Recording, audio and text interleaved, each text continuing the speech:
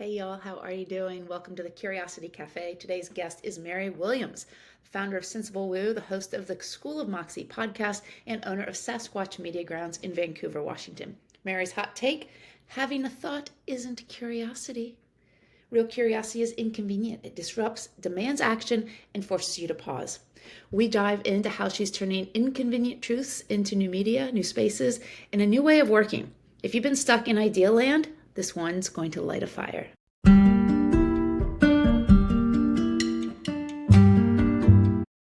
So official. Hi, I'm Beth Salyers, and we're here with the Curiosity Cafe. And the reason why I'm laughing and look like I'm not serious or focused is because Mary and I just had an hour and a half conversation We should have hit record because some of it was so good. through this platform, which is making me think, Mary, like instead of just being like, I mean, it counts down, right? I should just push it, do the intro. We just Go. go, and then because we had some gems. We had some gems. They were so good. We had Also, I hope the FBI enjoyed listening to our conversation. And all the people who are listening, you're welcome. You're welcome. I had tears in my eyes on many occasions. We're hilarious. And we learned so much. This was educational and hilarious. To those of you who do not know Mary Williams yet, sucked for you. I'm glad if you know her now. Maybe it's good they didn't have to sit through 90 minutes of this. I was like, you even still have time? Like, what? This is why we're recording on a Friday. It It is is a a Friday. Friday in the summer, so it's first Friday of June. Happy Pride. Happy Pride. I don't know when this is going out into the world, but we've had quite the headline week with a bromance crumbling in our midst. So anyways, this is Mary Williams. I'm going to let her introduce herself. I've had the pleasure of knowing Mary for 5 years. God, has it been that long? I think so. We met during COVID. We did meet during COVID. Oh we God, have met in person. We have met, which was hilarious because I recorded you live and we both went to France and recorded overseas. And it was so much fun. Shout out to Olivier. Miss him in a studio. And our dear friend Steph, who actually lives there as an expat. So, yeah. Oh, they're all. We'll be back. We'll be back. So anyways, would you mind introducing yourself? I don't even know how to introduce myself. Like, what do I do? Everything and nothing. Well, I am the owner of Sensible Woo, and my business, well, okay, very long story short, because I am in the middle of a big evolution right now. So I started in life and work as a librarian, and I worked in entertainment for many years. And then fast forward, and I became a business owner full time. Hooray. And I turned into a coaching program. That's how you and I started working together originally. I had a mastermind all through COVID, helping femme identifying businesses, she/they businesses with their systems and their ops, and it was a wonderful space. The woo and Sensible Woo is because I've also been a tarot reader for like 25 years now, which I can't believe. And so I still have readings that go out every week. It has just recently shifted into a private podcast, and people pay like $7 a month now to get a private podcast. I focus only on business in the readings, which I love. And then yeah, I've been working back in media more heavily, especially towards the latter part of COVID and then shifting out of COVID. And got a wild harebrained idea after deciding to run my own podcasting experiment, which is how we ended up in France, to record people in clusters, guests for a season, and we would only record in person across the table from each other in a physical studio, which we did.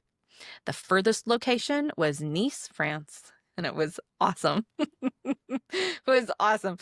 And what I discovered in the course of that was that where I am based in Vancouver, Washington, in the Pacific Northwest, color may surprise, but we did not have the professional studio system that I was accustomed to seeing in Los Angeles. So LA and London are kind of known as like the big hubs of this. And um, they have sort of like the best podcasting studios. No shade to New York. I'm sure somebody from New York's gonna be like, "What about us?" Sorry, you're further down the list, actually. Oh You well. can't be, I mean, all We right. can't all be first. And so I saw that gap and I was really dissatisfied with it. And fast forward a couple years later, and I am finally at the point where I am negotiating on a lease for a space. I'm going to start the space. It is going to happen this summer.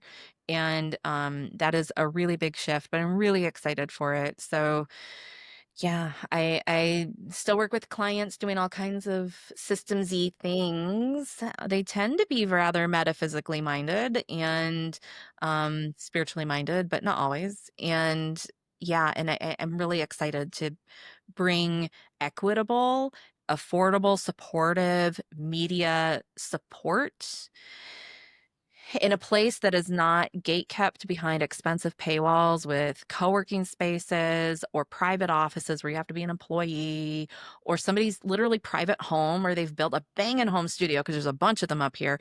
But it's like, where is the space for everybody else? And I really want more non-dude bros on microphones. I really do. And and it doesn't have to be that hard. It just doesn't have to be that That hard. part. Yeah. Yeah, and then with the business background and having been an online marketer for so long, people usually like there's a lot of questions around that too. And there's a center of the Venn diagram in there where people need help. So I shall do that. And you have Mary. Ta-da. Um, where to start? Where to continue, I should say. We Um, talked about so many things. we So did. Well, here's where we can start for right now. I knew you, obviously, your career had gone heavy library, media, production, entertainment. And then you kind of went to coaching, systems, operations, program, hosting masterminds, that sort of thing. And then I remember when you started talking about like, I think I want to do a podcast. I have this idea about talking about business, but without doing broy business books, but like television, right? And I'm like, oh, that's cool. And then you just kept going, like, something's here, like kept scratching that itch and going towards it. We were all who were around you and talking with you around that. It was very cool because it was cool that you shared that, hey, I'm having all these thoughts about this and there's something there. And I think you said something to the effect of like, the times are changing.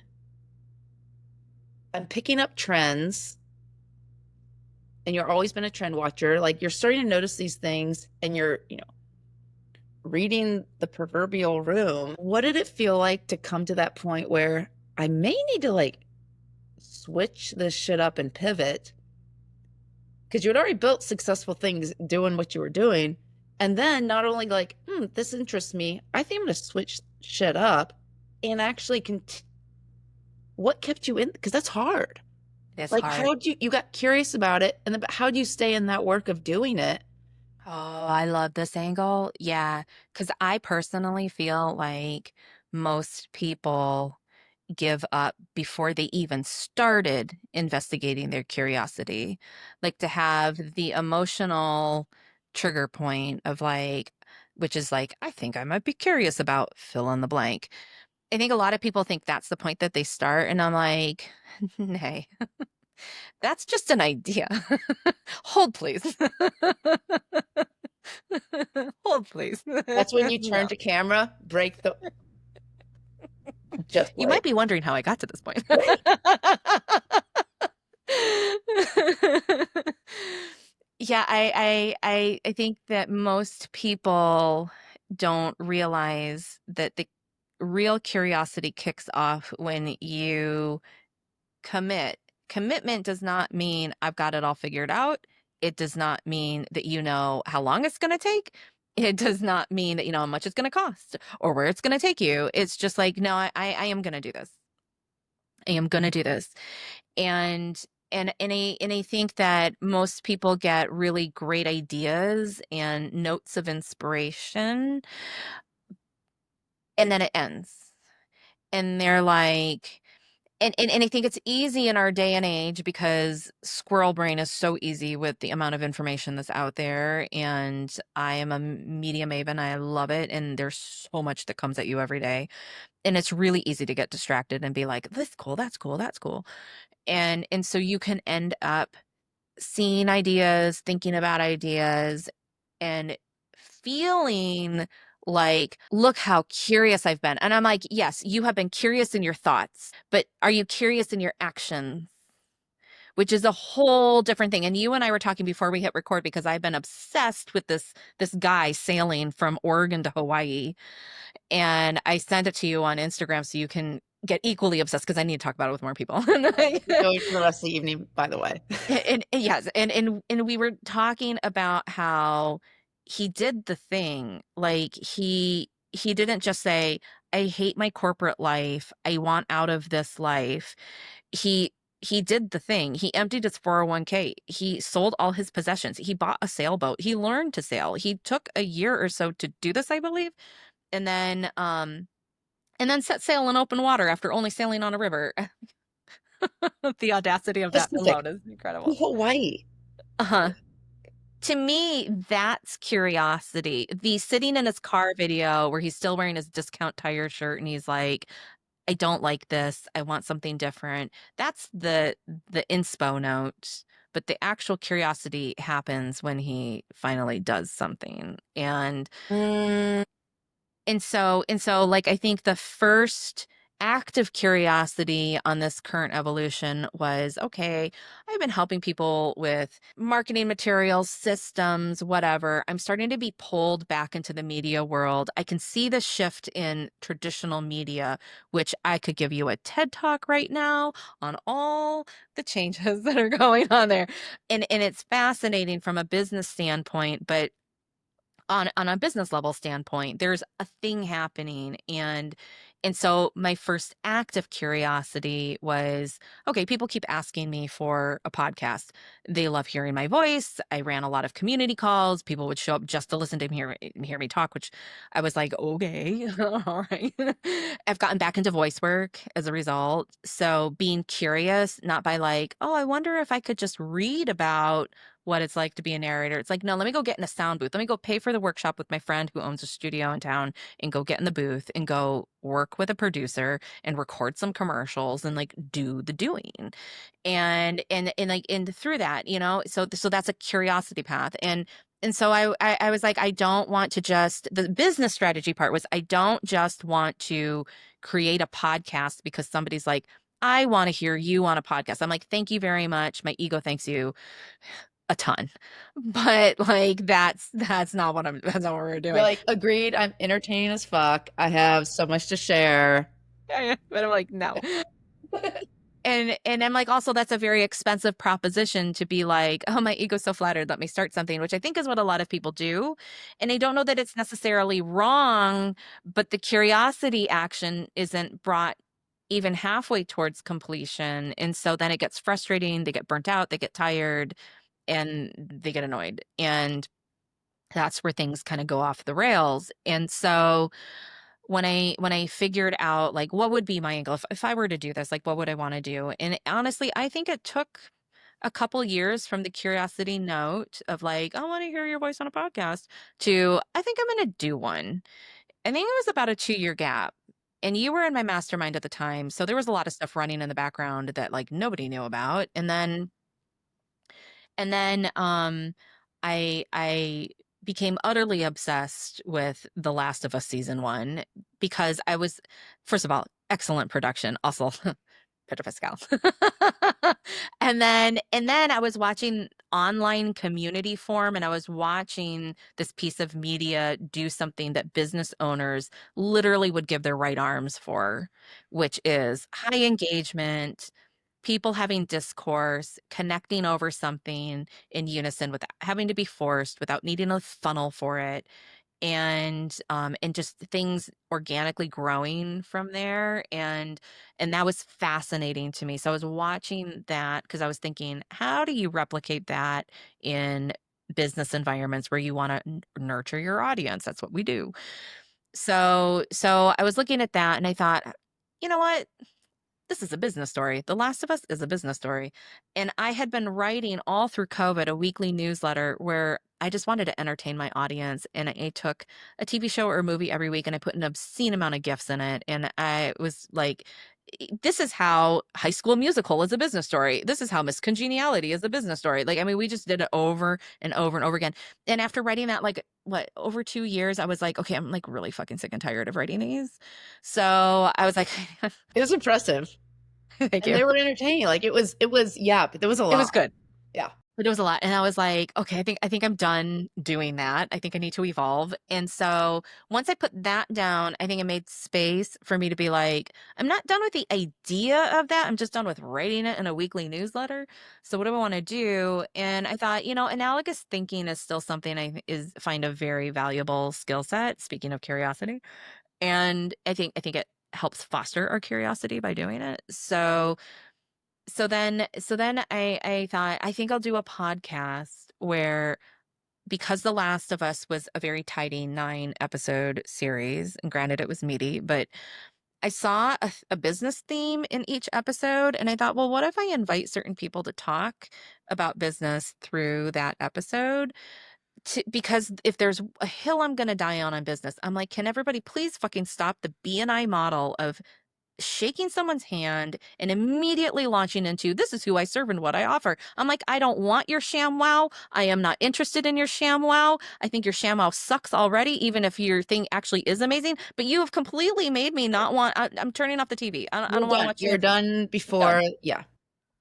Like, will it blend? No, it will not blend today. Bye. Like, bye. The answer is no. The answer is Have I mentioned no? And so I thought, how do I run this experiment and get some people that I know and love to get on the mic with me and digest this in a particular way? And so that led to that experiment. Now, I honestly thought the experiment was, I'm going to, like, myself launch into podcasting, and lo and behold, it turned into, because I was booking studios, like, what the fuck is going on in Metro Portland, Oregon? How come I can't book a space? And I found a wonderful sound engineer I still work with to this day, and he had a mobile recording studio. So I rented a co-working space, and we recorded in that room on a weekend. And I kicked it off with the Pacific Northwest crowd. It was the biggest crowd. I think there were 5 guests that I recorded up here. mm, And then Chris and I also did all like the intro, outro, like trailer, everything. We did all in one day. I was so exhausted at the end of that day. Oh my God. And then from there, I flew down to Los Angeles and recorded another cluster of 3. And I purposely booked a studio that I knew booked a lot of celebrity podcasts because I wanted to see, what does it look like on the inside. And I think oh, this is where a lot of people's curiosity journeys fall short, because they're like, they'll do things with small stakes where it is money and effort and whatever. And granted, I know not everybody has the same resources, but I had the resources and I was like, I'm curious. I want to know what's on the inside of the studio. Why would I fly all the way to Los Angeles, book a bunch of people, and choose a C-rate studio instead of the A-rate studio, right. when the question that I need answered is answered in the A-rate studio? And so when you're like, I believe curiosity has a strategy to it. And I'm like thinking Mm, aloud on this answer as we're talking it through. But I believe that, not that any curiosity isn't valid, but I think the curiosity that our professional community is asking through these conversations is around, how do I get more out of my curiosity? And it could be that your curiosity helps you, rest and repair and, replenish. That's, right. yes, check. Smutty fiction. We already talked about that in the 90 minutes before we hit record. So These are yes. good. And then there's like this professional thing, and I've had a lot of people watch me do this, and most people think I'm completely nuts.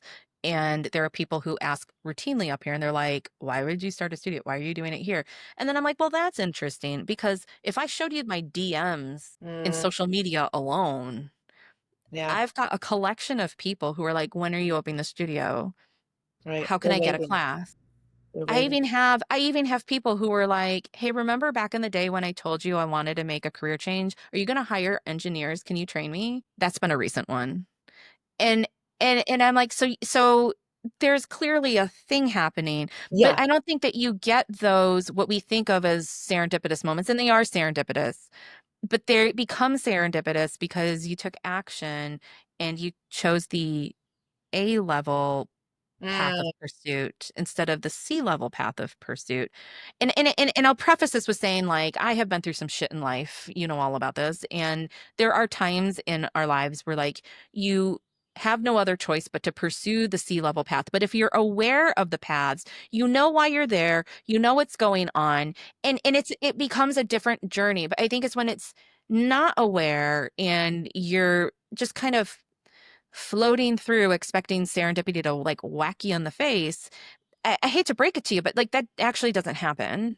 right. I haven't known it to happen. Eh, No, no, me neither.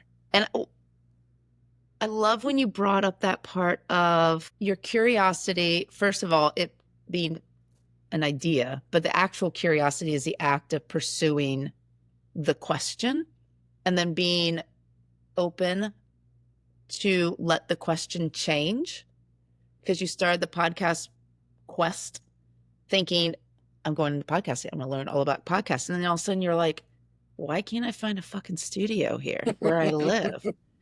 And Portland, Oregon, in the greater area, is not a middle of nowhere place. Like No. you would And it's a think there'd very be one. creative place. A It's a very very creative place, very Mhm. open place, And so, like, then all of a sudden you allowed your curiosity to be shifted. And then instead of just being like, huh, and keeping it there as an intellectual exercise, you were like, you know who has some great studio space? This little place called Hollywood, right? And so you go there, and what are they doing? And like letting I think so often people are like, I'm going to be curious about this. And then they put a period in front of there instead of a question. And they just add in information. They collect information underneath that header as opposed to letting it be a very dynamic, very alive, very participatory, very stub your toe, but so you turn and move.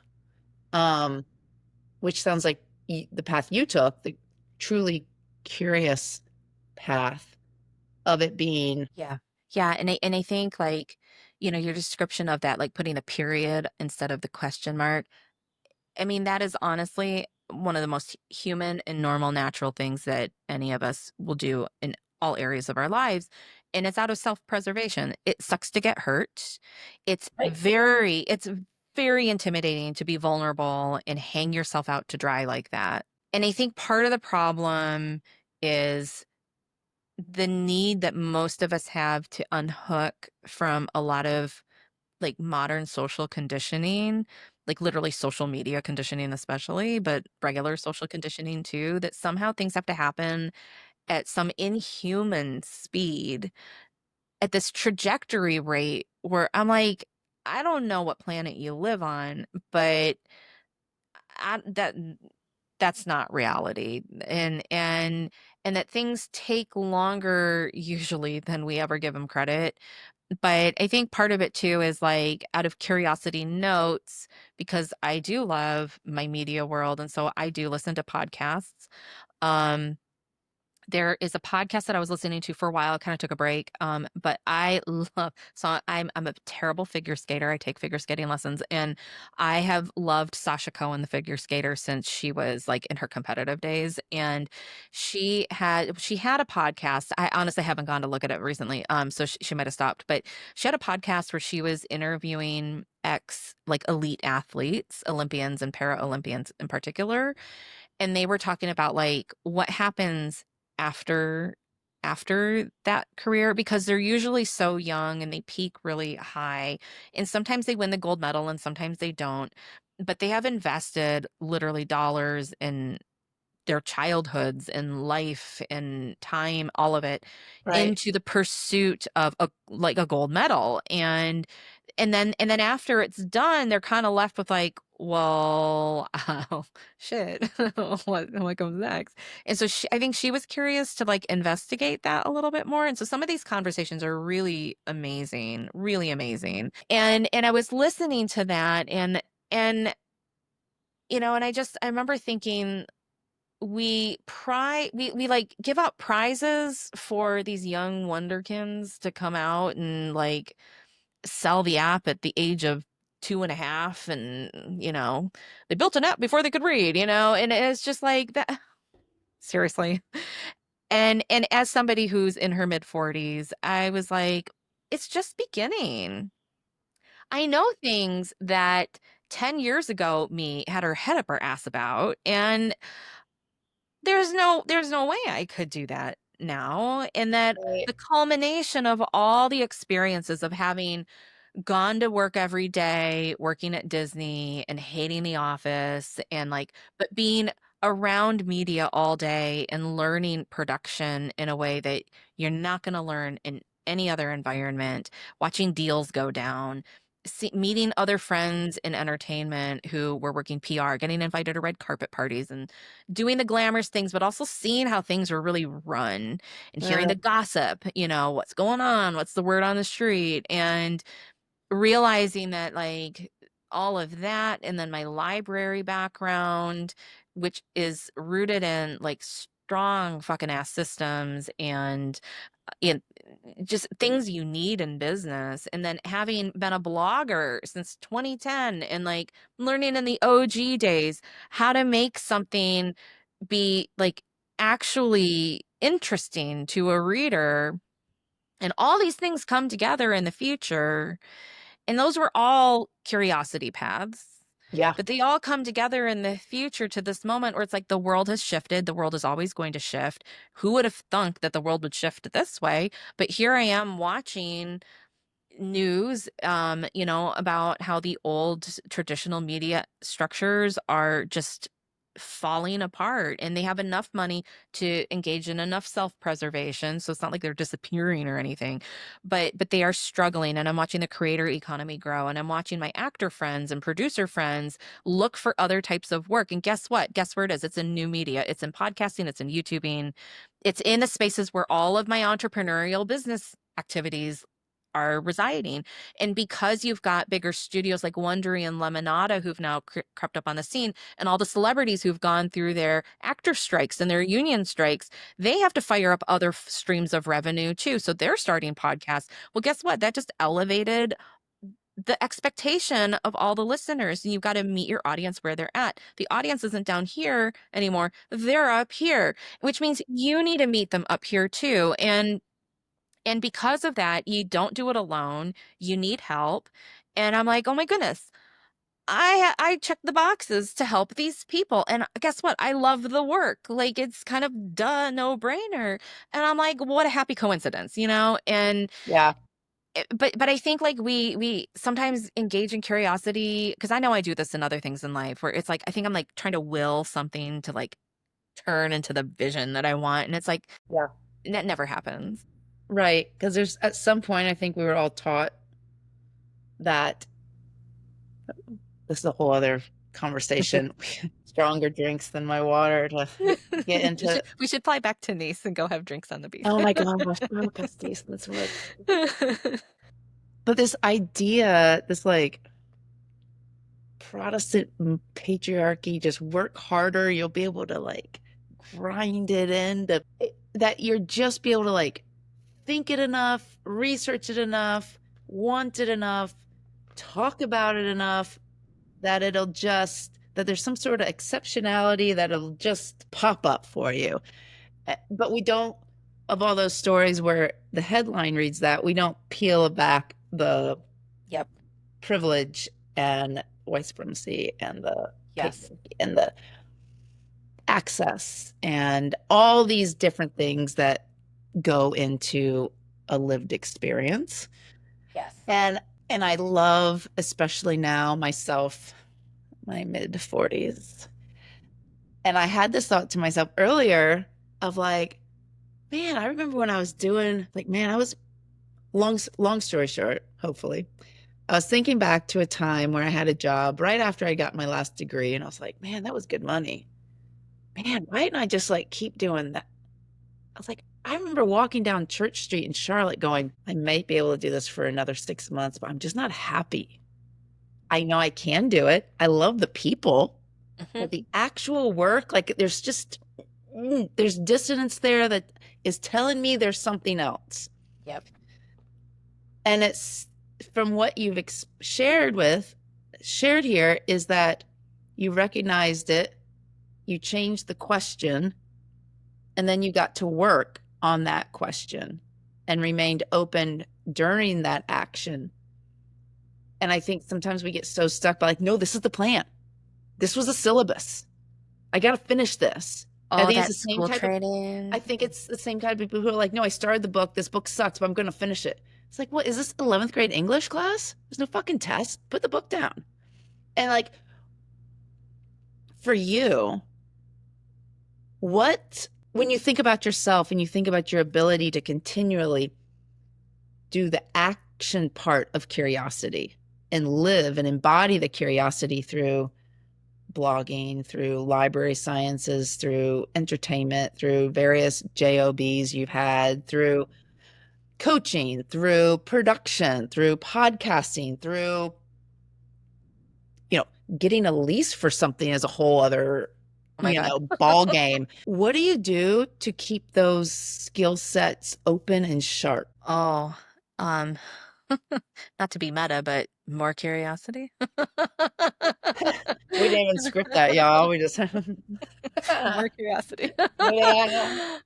Well, you and I were talking, and maybe this is a great place to bring in because you and I were having a delightful conversation before we hit record. And I was telling you about my use of ChatGPT in particular. And and it was interesting because me telling you, because I'm like in it. So you were like looking at it from the outside and you described it like, the agency that these agents give me. And I was describing to you that I have only recently just occurred to me because when you're like so close to something, you don't realize like, Of oh, I do course. this differently than other people.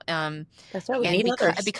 because of the librarian background, query language is just not something I have to like consciously think about. I just do it. And language learning models were built for query. It just were. What? What? It's all connected, Mary? Tell me more. And you had asked me, you're like, so what does it look like in there? And I was like, well, I have projects set up like departments of my business and I assign roles to things. And like, to me, I was like, duh. Apparently not, duh. So yeah, I think that like I employ the tools that I can use. I try to do them. We're gonna be joined by a cat who is waking up. We are gonna be joined. I, I am pretty judicious about the things that I choose to use. I did not jump into ChatGPT right away. I remember the day it came out, well, at least to the public, and people were going bananas. And I remember sitting back and watching and being like, it's not that I am not one of the people who's like, ew, AI. No. But I was like, what's the purpose?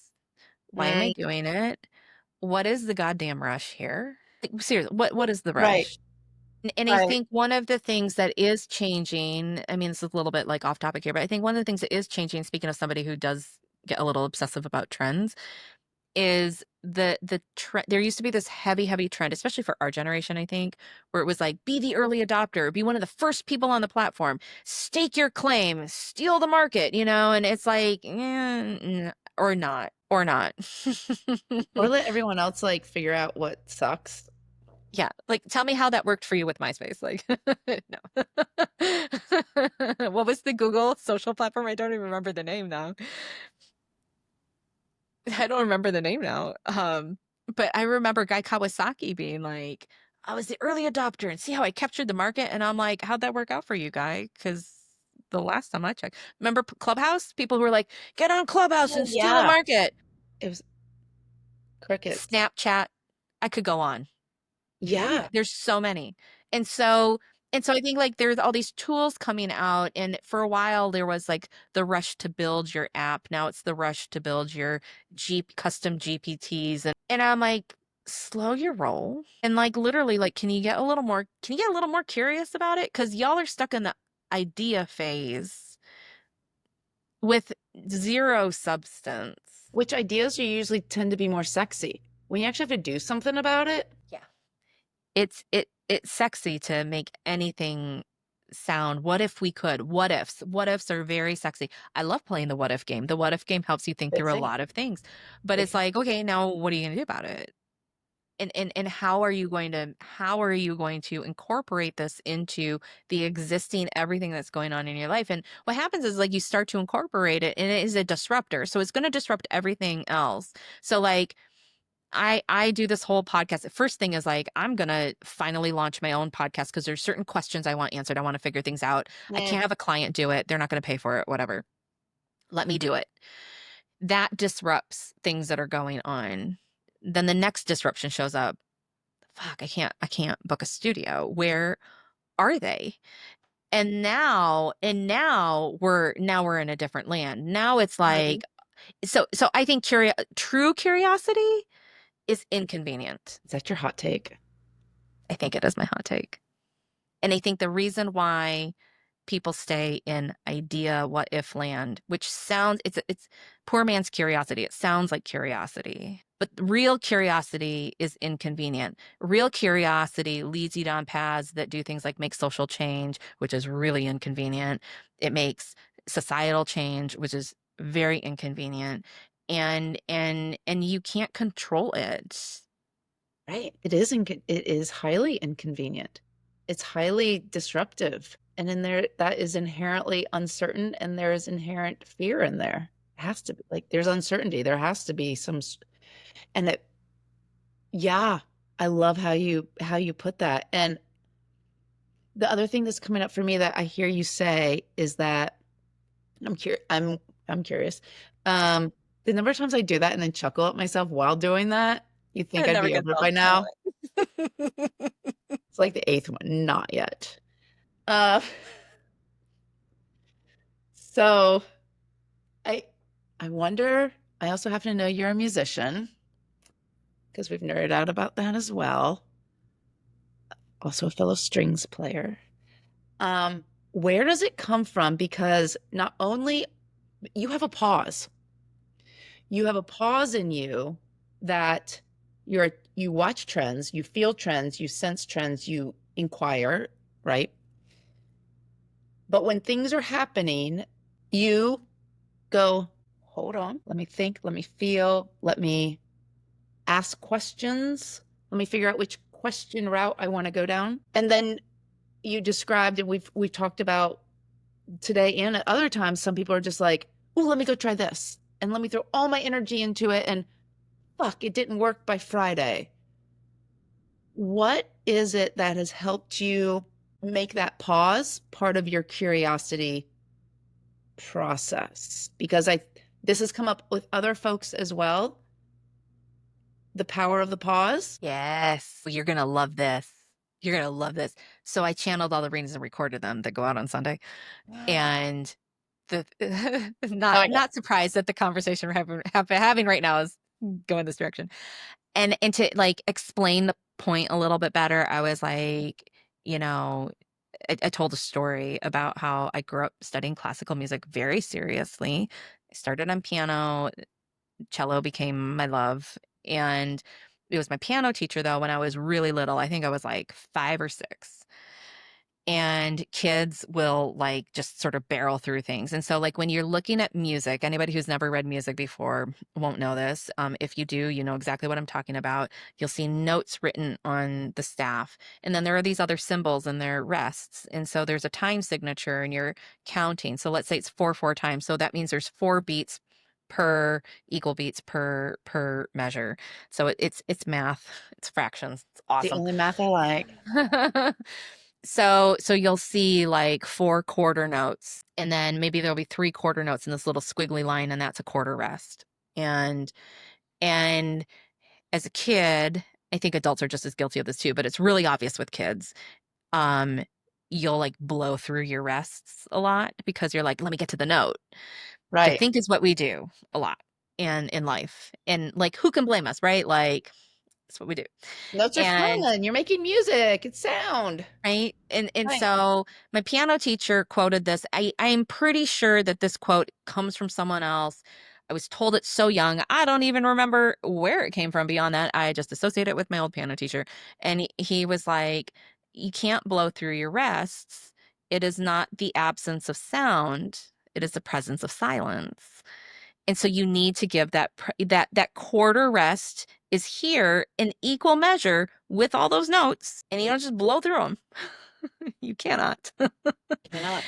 And I think like if you have studied music in this way, it gets ingrained in you because you have to read your time signatures properly, or you're not playing the piece of music the Right. way the composer wrote it. So And if you're you're in an just ensemble, you're fucking everything Yeah, up. yeah. If you're in an ensemble, you will fuck it all up, and you can't do that.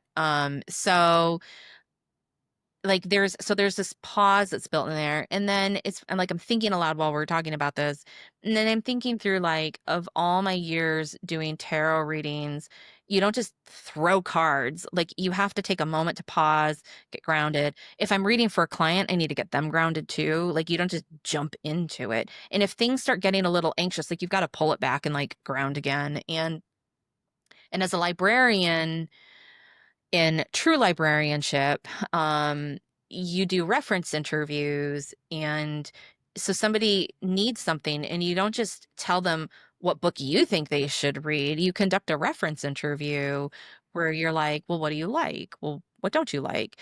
And it's not your job to judge what path that they're on. I might not like what you're reading. I might not agree with your views, but my job is not to gatekeep information. My job is to help you get what you need freely because everybody should have that right. And so there is a pause that happens, and everyone's pause is a little different because some people are really bad at asking for what they need or have never had the safety to ask for what they want. Like, I mean, there's a whole range of things How going on to? there. Like how if someone says Mhm. go to the reference Mhm. desk and ask for something, if you've never done it before, like, It's what? intimidating to ask for things when you have never done it before. Right. And You can go to a and whole desk and there's people and And people yeah. are always afraid of being judged. And so I think like all these experiences in life have involved a pause. And like I even think to like entertainment days and like watching a movie get shipped out the door to for a release date, there's also a pause. Like there comes this point where like there's a point of no return. You have to ship that thing because the theaters need to show the movie. And Because they've then had there's the the posters, opening, they've sold tickets, like, like you show must release go on. it to fly, and then there's opening weekend, and then there's a pause, and the studio just kind of holds its breath waiting for the numbers to come in. Like, what is the gross box office for opening weekend? And you are forced to wait. You can't make those numbers come in any faster. Like the time on the clock is 8 o'clock showtime, 10 o'clock show. Like those are your choices. You've got to wait. And so like I think it's everywhere actually. I think it's everywhere. I think people forget about it. And because I deal with entrepreneurs, I think like in the entrepreneurial community, it can be really easy to forget about it because you see other people and it looks like they're hustling really hard and they're early adopters and they're doing the thing and they're moving so fast and whatever. And I have been behind the scenes in places where they were moving fast and the chaos shit show. Like I don't know Nothing. if you follow Dumois, the celebrity gossip column thing, but I could be like Dumois of online business. The things I know about brands and people. And so you get people and they're like, "Oh, this did you see what so and so did?" And I'm like, "If only I could tell you about what somebody who worked for them came and told me just the other day." Like, We're not talking last decade. We're talking Tuesday. but also the historical stories of things. And like, there's, I believe that there's a pause in everything. And it is uncomfortable for most people to be in a pause. I'm still uncomfortable in a pause. Actually, I don't know that anybody's ever really comfortable in a pause. I think it's easier to look at your pause in hindsight and be like, "Oh, that period," and it becomes part of your origin story, and so you, like, use it. That's real interesting because I was thinking about that as a music, like I've, you know, played in orchestras or whatnot, and I think about the pause and the rest in the Mhm, active piece of music. And there is like a, mhm. you're like, and especially if everyone or everyone in your section is Yeah. pausing, right? Everyone or the whole orchestra is like a pause, and you do feel like you're waiting for the next downbeat. You're Yes, waiting for it to continue. However, I think there's like a bit you also respect it on a macro level. yes, And so you're able to sit and be like, this pause has perfect. I even though my my adrenaline is running, and I'm like, let's get to this. There's a macro understanding of the importance of that pause, yes. of what that brings to the thing, and you're able to like soothe yourself with that. You're able to be like, oh, this is purposeful. Like I Yeah, get, yes. and I'm it's just, and I think it does come back to like I was trained as a teacher, and you get asked questions all the time. Yeah, And then you have students, but teenagers, right? And there's so many ways that you could, and something, the banking model, right? You're just like, let me tell you, let me guide you. I have all the answers. Where as a librarian could be like, that book is trash. You shouldn't be reading this. You should be reading this. Like, there's definitely, but hopefully you're taught and you practice that when you're in a place that you're holding a space for someone to be curious, to show up and to participate, that pause and that listening and that trusting, that's a whole embodiment. it is a whole body thing. I was having this, like, visceral memory while you were talking to my days at Interlochen, which we Yeah. both have fond fond memories of.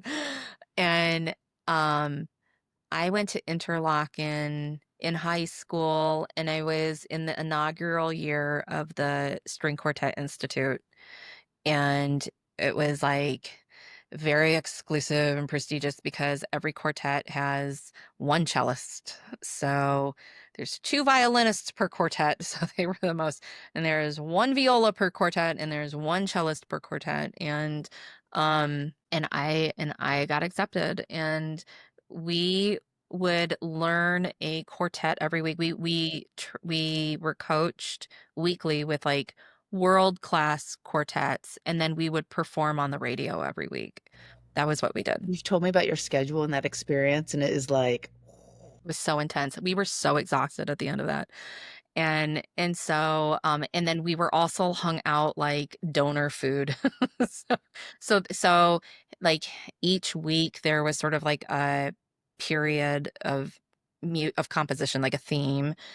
And, it's like we had like a Beethoven, week, and then we had a 20th century week, and my quartet got assigned a quartet by Bartok, which is hard enough as it is, and this piece of music was wild. Like, the time signature changed, like, every couple bars. mm, Um, it was fast, it's also dissonant, but there's this beautiful moment in the quartet where it's sort of like the climax of if it was a story, it would be the climax, mm. and then you would have your denouement, and you climax, you end on, like, a C major chord, and it was just like, you could hear the audience breathe when you land on it, like, it's Ah, amazing, it's so cool. And so we got handed this piece of music. It's hard enough, it's intimidating. We're, like, 16? Was I 15, 16? I don't know. I turned 16 that summer, I think, and we just came off the radio, and they hand us music for the following week, and that's on Saturday, and you're supposed to kinda get Sunday as a break. We never really fully took it as a break because you would need to learn your shit so you right. could show up on Monday and at least be competent. And our quartet, we looked at it and we were like, we're not having dinner in the cafeteria. And so our friends, you weren't supposed to take food out of the cafeteria, but they knew what had happened to us. And so they went and collected trays and they smuggled them out of the cafeteria and brought it to the practice rooms. And then they sat in the corner and ate dinner with us and watched us while we panicked. I and love and that what that's exactly happened that's was from we a were panic attack. yeah, and so we performed on Saturday afternoon. We get the music right after the performance, and then whoever from Interlochen told us that on Monday morning we were gonna do a live radio broadcast masterclass with this musician who was very famous at the time, and we were like and the donors were gonna be there. They wanted us basically for them to, you know it's kinda like the ballet world where they get to meet the ballet dancers and get their signed dirty old shoes, like It's that like kinda the thing. episode of the studio when the Mhm. producers come and they want to feel like Yes. you got put on the show. Yes, it's like Yeah. that. And so we were all like, "We have to perform on Monday for that person?" Uh-huh. So we were panicking. Obviously. Uh-huh. And so we got in there and we're just trying to hold it together is And mind you, y'all are teenagers. we're teenagers. We're teenagers, Yeah. and You're we've been not fully trained developed. Like, yeah, yeah. Oh, teenagers. yeah. And so on Monday we show up and we were all like, first of all, we had never made it through to the last page on the score. And we were panicking because we're like, okay, so we're just gonna like get as far and then we'll sight read and we're like, whoever can keep the down because the time signature change all the time. Right? So you ain't have enough time to like feel it, like feel the beat. Like, No, and that's the whole point of the music is you never really feel like you can settle it's not like listening to Mozart or yep. Haydn There's with a this very flow. sort of steady thing. It is literally a piece of chaotic music on purpose. Mm. If you look at the math behind it, it's brilliant. And then it culminates on this C major chord. And after that C major chord, you're willing to ride the chaos to the end. It's weird the emotion you go through when you listen to this piece of music. And so we're there, we're panicking, we show up, we sit down. I think all of us look like we were gonna vomit. Our coaches were just like, "Are you all okay?" And we were like, "No, no, we're not." Like, and they were like, "Just do your best." We're like, "Great." Thanks. Why didn't I So we think of that? so we get out there. Not only are we on stage, not only is the radio live and on air, not only are there mega donors in the audience, but now there's this famous musician that we have heard on Oh my recordings gosh. in front of us. I feel anxious for like teenage Mary right now in this story. Like my hands are clammy. So, and we're tired because we haven't been sleeping because we would like as late as possible, like kick you out of the practice rooms after a certain point. And we're tired. And so you're wearing yourself out extra, extra. And so we perform and we get through, I think like maybe 30% of the score. And then we were clinging to the downbeat on every bar to make sure we landed on the time signature. That was our one goal. We were That's all like, you have. Like that. uh-huh, If everyone can get to one at the same time, we're good. We're you're good. And that good. was the goal. That was the goal. But then like it just things get off and then it just like fell apart. It's just like this. And then we were like, oh well, it ended again. There we go. And we're all sitting there and everyone starts like applauding and like our coaches are like, holy shit, I can't believe you guys like what have you been doing for the last like 36 hours? And we were like, we're in the practice room. And our special masterclass guest was just like, I can't believe you got that far. Like, okay, let's reverse engineer this. And we were like, what? Because you're a high achieving, elite trained kid. You expect certain things in a certain way, and you don't realize that 50% of your output is like 200% of the average person's output. So the expectations are off, the filter is off. And so we're Mm. so we're playing. And so we did the master class and he helped us with a whole bunch of stuff, which was great.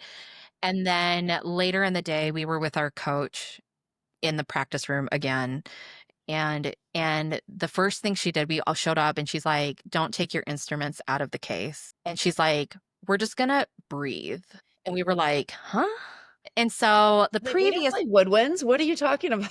Exactly. So the previous summer, I had been at another chamber music camp, and I had trained with another the really famous cellist. And I still remember this. We were playing outside by a lake. It was so lovely, as you do in summer music camp when you're I a mean, classical musician. obviously, they don't make movies about that, but that's what happens. That's what happens. And I remember him being like, it's weird when you're a string musician because you're not a woodwind or a horn player, so you don't have to breathe in order to make your instrument do the thing. Mm, But he's like, but breath is such a big part of it. And that was the summer I learned to breathe with my instrument. So then the next summer, I'm here in the story that we're talking about, and all my other people have had similar experiences to mine. So we're all on the same page. And so it wasn't weird when our coach was like, put your instruments away. In order to find that downbeat together, you literally have to breathe as one. And it was so, it was such a cool experience to do and wickedly difficult. But what you're doing is like that rest before that anticipation that you're talking about, where it's like are we going to play? It's a rest, but that's where you get your breath. Like you have to inhale at some point. You're like, or else and it won't happen. otherwise it won't happen. Um, and so the way this piece of music had been written, it was really quite interesting. When you breathe together, you realize you're all breathing, you're inhaling on the rest, and you're coming together on your downbeats. But if you're not breathing at the right times, you're not going to find your downbeat because the time signature changes all the time. And I think like experiences like that, which I know are not the norm for most people walking around in the world. So it's something that is unique that I get to carry with me, which I'm very fortunate for. But I do think that, at least hearing a story like that it can help you understand when you're in your business, like you are not a soloist. You are always in an ensemble. You have to be, because business is people. So if you don't start paying attention and recognizing who am I breathing with, it's like the answer to how do I find my people, or, how do I collaborate with somebody, or, Right. and the world is chaos. So you're going to notice that a lot of people don't breathe or are breathing all the wrong times. We have another kitten. Um, we're just gonna have all the kittens. It's on there. And that's very illuminating too, because you start to see like, oh, that group of people I wanted to serve, nobody ever takes an inhale. And not only that, they don't Ooh, want to.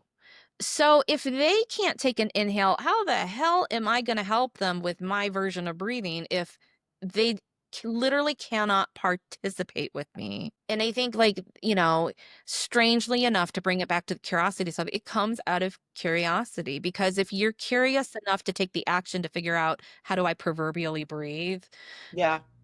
you have no other option but just start recognizing how you fit in with the world and how the world fits with you.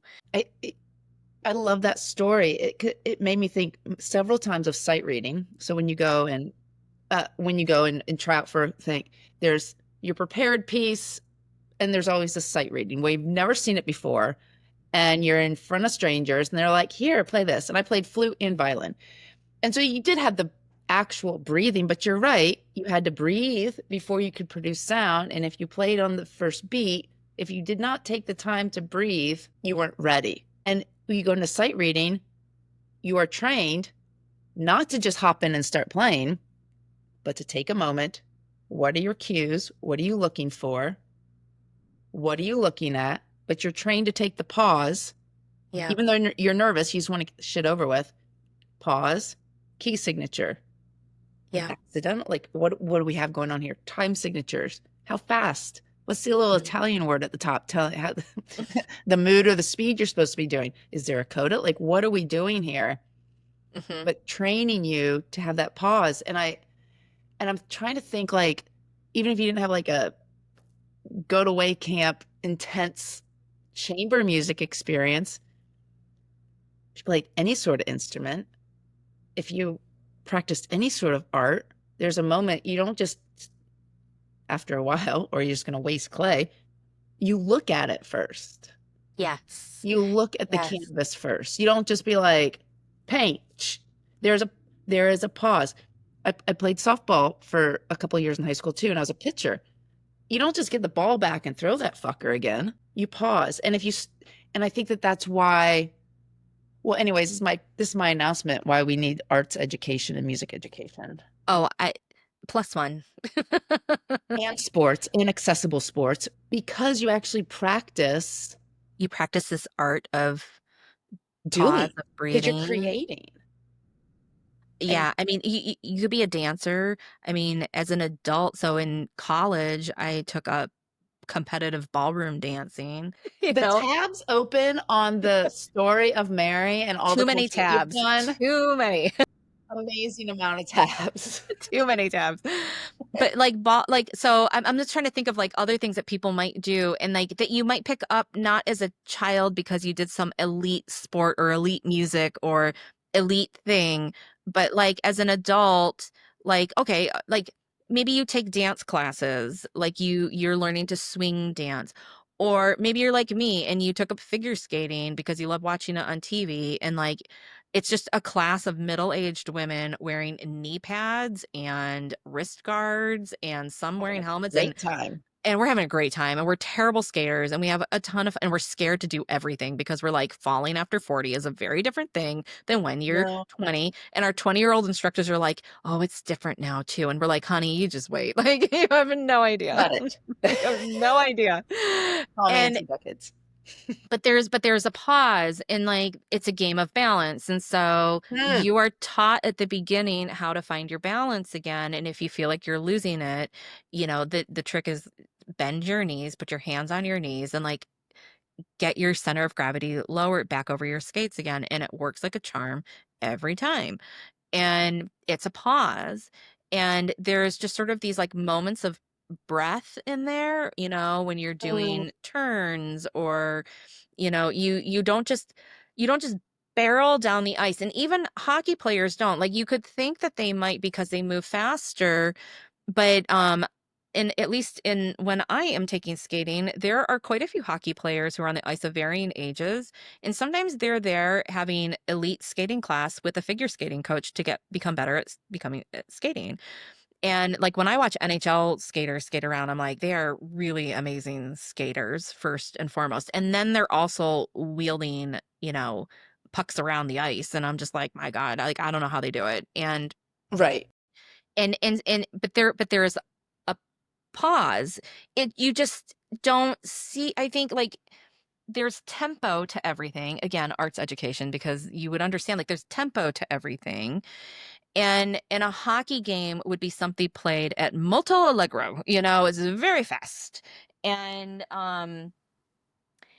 And and the way they change direction, they'll do a hard stop and change direction really fast, but there's a pause in there and you can't change direction if you don't do the hockey stop right in the right direction in order to go back the other direction really fast. And that takes practice and it takes patience. And I think there is this thing about practice and Mm, riding imperfection for a very long period of time before the gold medal moment. right. Right. And I don't know that we focus on that enough. Mm, And you're asking me all these questions and we have had many conversations, but like I love that like even though we knew all these things about each other, it's like in this conversation I'm realizing like wow, we never really talked about it like this though. mm, And but there is this period of time where you have to ride through imperfection and it's where your head trash is going to show up and it's where the doing has to happen. You can't just magically become a Grammy award winning artist. Newsflash. You have to practice, and you're gonna have good days and bad days, and all kinds of stuff is gonna happen, and there will be, you know, at least as a classical musician, you're usually playing somebody else's composition, like, you will find things that did you hear the everybody panicking? Because 'Cause they're panicking. Um, there's cats panicking in the background. They're kittens, everything is new right now. So, yeah, like, there's so much that you have to ride through that, like, there will be pieces that they break you. Mhm. Quite almost And literally and figure like, yeah, mhm, yeah, yeah, and I think that's such a valuable skill. So, you know, thank you. I did not realize until we talked today that, like, oh, this is what I carry around in me. yeah, naturally.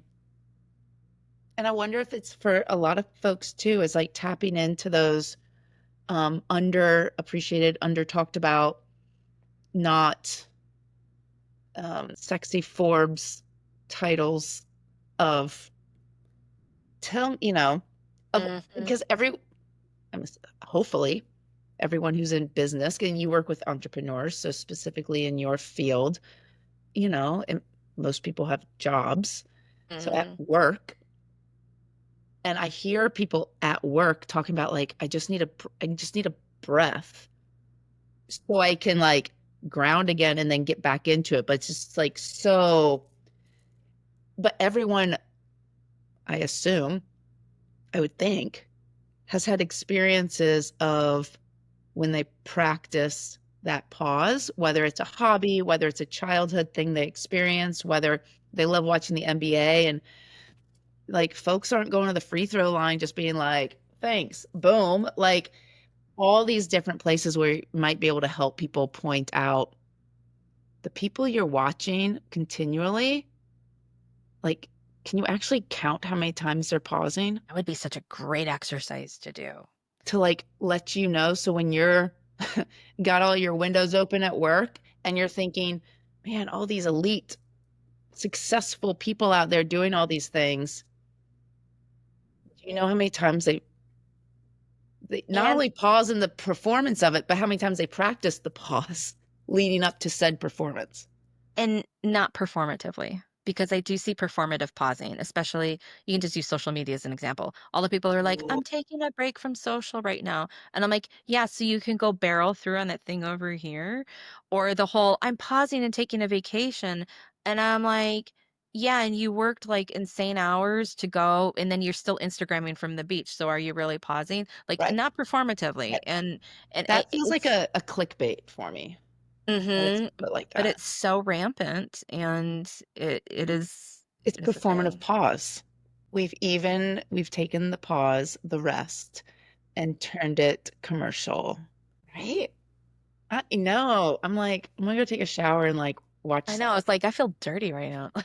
I'm gonna go watch the guy who said fuck it and did the boat to sail the boat to Hawaii I now. love it. Speaking of not performative, such a great I look for it's funny, like, I realize I gave that to you, and we're talking about, like, performative actions, and I think I gravitate towards people I think all of us do, towards people who are not performative, and when I see somebody like that who is very not performative, I just Mm, love sort of sitting in their world a little bit and appreciating what they're willing to share. And because it's not just refreshing, but it's an anchoring point too. And so I think we do this for each other unwittingly. And and maybe somebody watching our chat one day will realize, oh, I can do that for somebody else too. And to not feel like they have to mask all the time and to like really do the real thing. I think that would be amazing to see more of us do that. But yeah, the practicing is not glamorous. And I think we look so much for the fast, easy route. And I'm like, well, you're bypassing the thing that makes it magical. yeah. And you bypass the part where, back to what you were saying earlier, where you stay in the question, where you and where you allow the question to change. It takes time for it takes time and It's time for it to yeah. settle. If I had tried the podcast thing even 2 years prior, it would have landed somewhere, maybe. I don't know. It would have gotten done, but would have gotten you to where you need you to go. Mhm. Yeah. Yeah. And I think the hard part is, like, when you're in a pause period of life, it is very unglamorous. In the entrepreneurial world, honestly, I think for most people, it means doing things like taking a JOB job or taking the clients where there's really nothing to show out in the world. It's just like you're getting paid and it's great and like you're helping someone and woohoo, like that is a wonderful thing to do. But it's not something that you're going to be like all over LinkedIn. Look at what we did, and because we get rewarded so much through our systems of sharing things, Mhm. there's this push to have more of it, and we didn't used to be like that. So maybe it's all the hours of having logged in a practice room where nobody saw it. I'm thinking about all the times I followed some like tuba player or trombone player in there. And I'm so sorry for any tuba or trombone players, but I'm gonna call you out. But Is there you spit clean your everywhere? spit valves and there's spit all over the floor. It's so gross. The And release then spit you're valves at the end. and you walk into like the practice room facility and the one person who leaves and you see them leave with like a trombone case and you're like, fuck. I gotta On take the the goddamn trombone rag. room. So gross. Well, I love that vision because I had that imagery earlier too when you were talking about because the stage is fun when you walk out and you've got your concert dress on and you're sitting there, lights, people, and you're ready, and the conductor walks out and you're like, energy is flowing. But you know where you spend most of your time? In the dirty ass practice room, which is very small, very isolated, super outdated for No any windows. sort of aesthetic.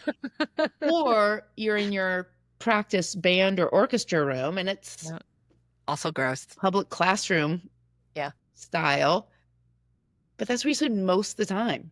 Is where you spend 99.9% of the Yeah. time. Yeah. And, I was also thinking about like, I'm just keep like, my brain wants to think of like, what are more examples? And I'm like, stand up. I love stand up comics and Yeah. stand up comics are such a great example. And like, okay, there is a scene. This is why I love TV shows. There is a scene in, I want to say it's season 2 of Marvelous Mrs. Maisel on Prime, and they do a cold open and she runs Midge Maisel's running a joke and you hear her and then the audience kind of chuckles and then they like hard cut to another scene, new outfit, new lights, and she delivers it again and she like changes a couple of words and the audience laughs harder and then they hard cut to another one and then she changes it again and there's like no laughter and so they change it again and she changes the words again and then they're roaring with laughter and it's like it's how the joke is built and it's how it happens and stand-up comedians will work their material like that and they will go to like I don't know how many clubs in a night because you need to work it. And I was always taught whatever you write, you need to deliver it 3 times to 3 different audiences so that you can, like, get data on the reaction. So Right. and then you tweak it that tiny little bit, and then you do it again. And then you add on another bit, and now you have to tweak that, but everything has to fit together, and it requires so much repetition, and they need an audience in order to do it because you can't deliver it to your mirror with your hairbrush in your hand because you don't get any feedback, and so there's this grind, this like relentless grind that you have to go out there and do it. And, to just kind of like keep harping back to our original thing, like, I don't feel that enough people know what a real grind is. And don't know enough to recognize that a healthy grind is full of passion and gets you to the thing you want to be at because there's this like anti-grind culture which is valid in terms of like don't burn yourself out, but if it's introduced to you incorrectly or it's used against you in a way that keeps you from breaking through your self-preservation boundaries, then it's just another excuse to keep you not doing the thing. And guess what? You're not curious. Having a thought is not curious. I'm going to stick with it. That's my hot take. I think agreed. It's a thought. That's all it is. I didn't know I was going to have that hot take. Thank you. I mean, you're welcome, Friday. We've just Best Friday ever. I want to ask you a question. Where can people find you and follow you and support your work and continue to learn from you and all things Mary Williams? You can follow me through my email newsletter every week. It's called the Production Oracle. That is the newest incarnation. The subscription is sensiblewoo.com/subscribe. And then most active on Instagram. So you can find me at Sensible Woo. And I also have a YouTube channel at Sensible Woo. Look at me being so We'll have all the consistent. links. We'll make it easy. And I'm on LinkedIn, and sometimes people do contact me there, but I like sometimes pay attention and sometimes don't because most of my people are on more media heavy platforms. Lately I've been on there more frequently than usual. So I don't know if you can hear that noise outside. I'm sorry. Um, but yeah, I am findable. You're findable. You're doing some And I cool have a shit. podcast called the School of Moxie podcast. Well, And right now I'm tell me trying what to you're settle talking on the about name. now, what you're putting out. Oh, right now we're doing the Ted Lasso season. It was mucho delayed. Talk about a breath. My goodness. Had to Yeah. take a breath. I had a lot of And you life. changed up how you were originally going to do it. Like you sat and you hmm changed the. And you know what became the thing that needed to happen? Is this like my personal manifesto season? Because it's just me. It's a solo season. It's me on the mic. And I was like, oh, I got things to say about the coaching industry. And so I have gone there with Ted and team. And I love it. And I love it. And after this is done, then the studio will be opening and then I'm going to use that as an excuse to do guests again, both in person and virtual. I'll do it hybrid. But if we can do it in person, I will put them in the studio with me in person. And and I'm going to shift, I think, for a while into people's comfort shows and movies Mm. because ever since I've been doing this, the amount of messages I get from people and they're like, "You know what you should do for another season? You should do this show." And I'm like, "That's very interesting. Why do you think I should do that?" And they're like, "Because I love this and this and this and this." And I'm like, "Maybe you should come talk about that." Tell me more. Here's the mic. But I feel like these things that are fun or water cooler chat are reflections of us and our brands and Yeah. and it matters. And everything also doesn't need to be so fucking serious all the time. Can we just stop trying to Peaceful. have a TED Talk moment because I'm over it. Can we just have fun? Can we dance? Laugh? Yeah. I I The I stuff I you like I, to read? I was on a friend's podcast, which is coming out soon, and we recorded an episode recently. Mm. And I told her at the end, it was the mic drop moment, and it's like stuck with me. And I was like, I don't want to know your reading list. I want to know who you are. So every time you come and tell me that quote from the book you just read, thank you, that's great. But so did the 10 other people before you. Because the thought leader loves that you repeat their words and not your own. So I want to know who you are. I don't want to know your reading list. Someone's on fire today. I love I'm it. telling you, I have hit my spicy period in life and I'm not sorry about it. You know what? Mid mid 40 spicy is It's fun. yes.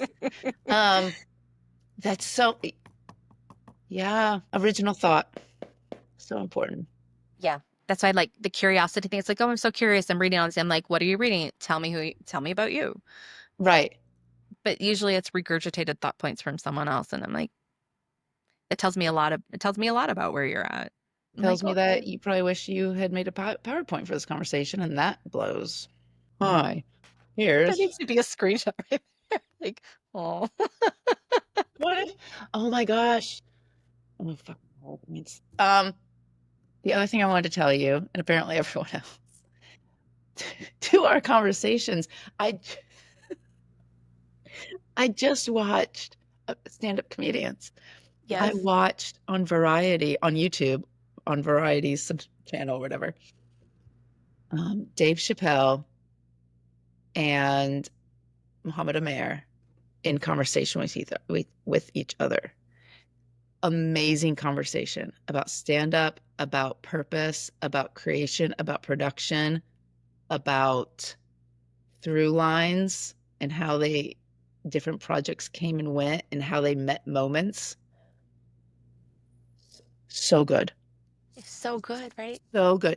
Both men tear up. It's I recommend. Yeah. I'm on a big kick right now of learning how certain things are made and done Mhm. because who was I telling this to recently? Because we were talking about music and we were talking about recording because I've been in the studio with a client recording her audiobook um and being in a studio is a lot of work. And there are people who just like think like, oh, it's so easy, you know?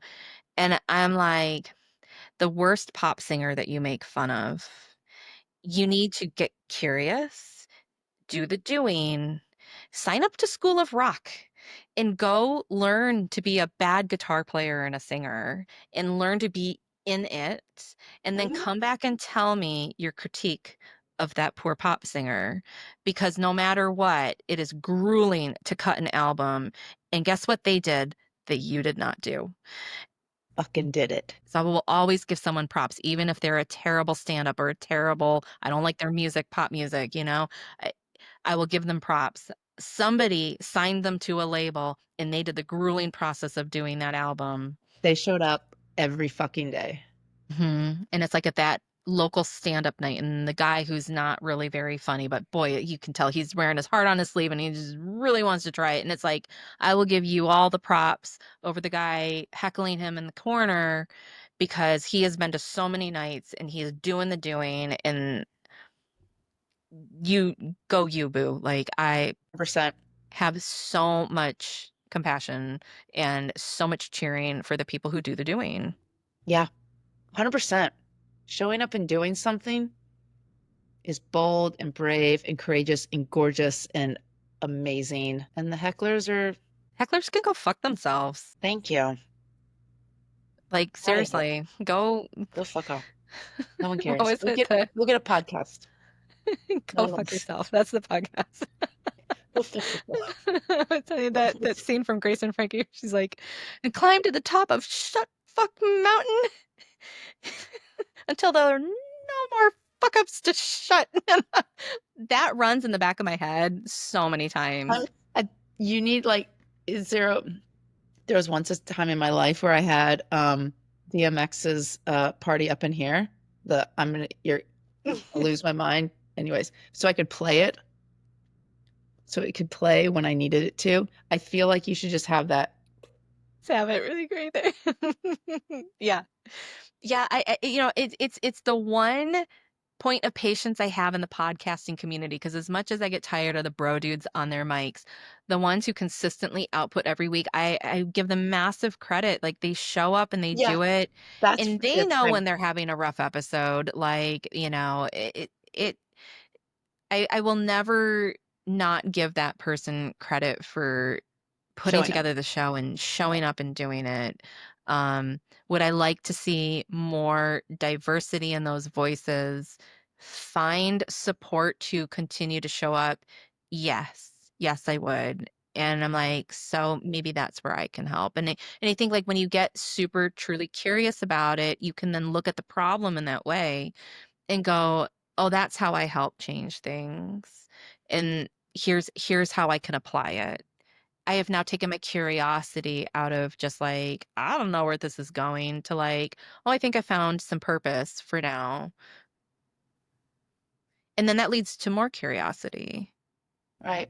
And and I it is beautiful how you put that. Kind of having like everyone's like, find your purpose.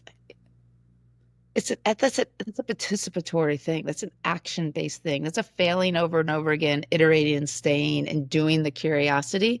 And then I love how you said, this is what I'm noticing. And then all of a sudden you found the lane in which your purpose showed up. And if you're truly in your purpose, I tend to see that that's rejuvenating energy as opposed to Yes. draining energy. Therefore, you can stay in it. But I also think you don't find your purpose until you can see it in the rearview mirror. To say, I'm going to find my purpose, I'm going to do that. I'm like, But like, okay, performative.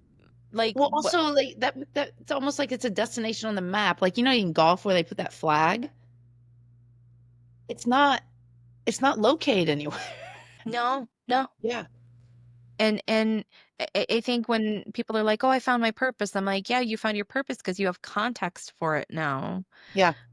Because you've Other, done enough yeah. things where you're like, this shit ain't it.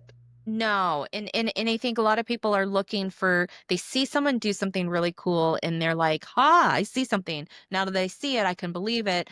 I want that." And it's like you're never going to have that because A, you're not that person. B, you don't have all of the ingredients that lined up. You can't rewind time and go through the exact same time period that made those ingredients pop when they did. Like there's no way. So this is why, when you get those like bullshit programs that are like, follow my formula and you can copy what I did. And I'm like, oh God, I'm like, everybody stop buying them. Like, just stop doing that. And it is not as glamorous to be like, come do this workshop and take the first step to figure out how do I find something that makes me feel fulfilled, that I can also figure out in my life, pay my bills and like do all the things that you got to adult on. And that is a much harder thing to do than just dreaming about ideas. And hopefully you have good friends and family around you and community around you because we It don't do this matters. alone. We do not do this alone. Yeah. This idea finally started coming together when I rebuilt community. I will say that. And I'd like to point out that you consciously shut down a community to give yourself the space to let that come Yeah. in. Yeah. Yeah. Oh my goodness. What a good conversation. I heard I'm you. sorry for the environmental noise. Now you know why I'm starting a studio. Be super soundproof. It's gonna be gorgeous. It'll be comfortable.